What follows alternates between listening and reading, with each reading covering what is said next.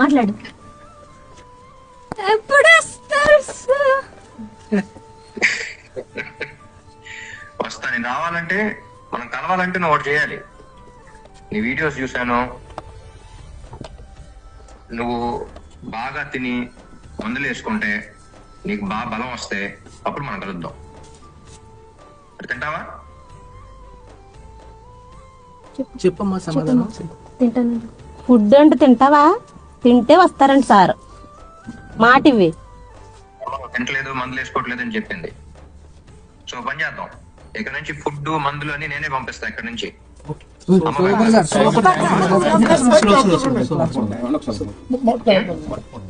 నేను ఇక్కడ నుంచి పంపిస్తాను, అమ్మ పెడతారు.